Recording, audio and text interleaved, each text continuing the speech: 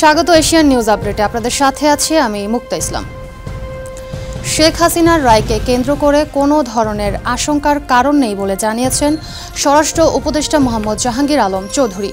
মঙ্গলবার সচিবালয়ে আইন শৃঙ্খলা সংক্রান্ত উপদেষ্টা কমিটির বৈঠক শেষে সাংবাদিকদের একথা বলেন তিনি।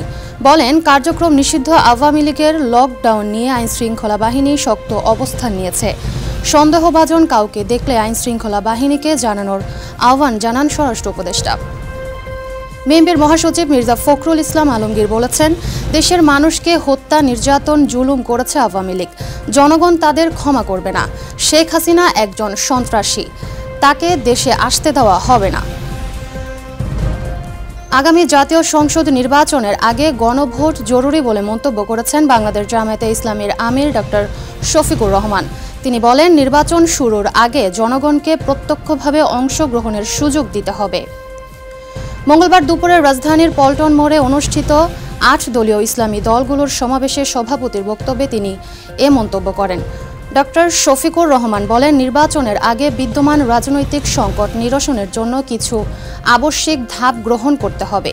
জুলাই সনদের স্বীকৃতি বা আইনি ভিত্তি ছাড়া ২০২৬ সালে কোনো নির্বাচন হবে না বলেও মন্তব্য করেন বাংলাদেশ জামায়াতে আমির ডক্টর শফিকুর রহমান। রাজধানীর পুরান ঢাকায় শীর্ষ সন্ত্রাসী মামুন হত্যার ঘটনায় ২ শুটার সহ ৫ জনকে গ্রেপ্তার করেছে ঢাকা মহানগর গোয়েন্দা পুলিশ। রাতে এক বিজ্ঞপ্তিতে এ তথ্য জানানো হয়।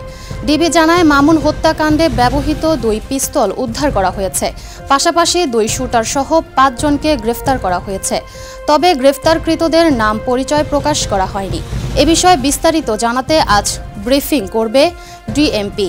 ব্রিফিংয়ে ডিবির অতিরিক্ত পুলিশ কমিশনার মোহাম্মদ শফিকুল ইসলাম বিস্তারিত তুলে ধরবেন। এর আগে গত সোমবার পুরান ঢাকার ন্যাশনাল মেডিকেল ইনস্টিটিউট হাসপাতালের সামনে ২ অস্ত্রধারীর গুলিতে মামুন নিহত হন। তিনি মামলার হাজিরা দিয়ে বের হচ্ছিলেন বলে জানা গেছে। দেশজুড়ে চলমান সহিংসতা ও নাশকতার আশঙ্কায় দেশের সব বিমানবন্দরে বিশেষ সতর্কতা জারি করেছে বেসামরিক বিমান চলাচল কর্তৃপক্ষ। বেবিচকের সদর দপ্তর থেকে বিমানবন্দর কর্তৃপক্ষগুলোর কাছে এ সংক্রান্ত নির্দেশনা পাঠানো হয়েছে। চিঠিতে বলা হয়েছে, দেশের সব বিমানবন্দরে সার্বক্ষণিক নজরদারি নিশ্চিত করতে হবে। পাশাপাশি বিমানবন্দর এলাকায় টহল বৃদ্ধি, মনিটরিং ব্যবস্থা আরও শক্তিশালী করা এবং সম্ভাব্য যে কোনো অনাকাঙ্ক্ষিত পরিস্থিতি মোকাবেলায় তাৎক্ষণিক পদক্ষেপ নিতে প্রস্তুতি রাখতে নির্দেশ দেওয়া হয়েছে। এছাড়া সব বিমানবন্দরের সর্বোচ্চ সংখ্যক নিরাপত্তা কর্মী মোতায়েন ও সার্বিক ফায়ার সার্ভেইল্যান্স কার্যক্রম জোরদারের নির্দেশও দিয়েছে সংস্থাটি। দর্শক, এই ছিল এশিয়ান নিউজ আপডেট। পরবর্তী এশিয়ান নিউজ আপডেট দেখার আমন্ত্রণ রইল। ধন্যবাদ এতক্ষণ সাথে থাকার জন্য।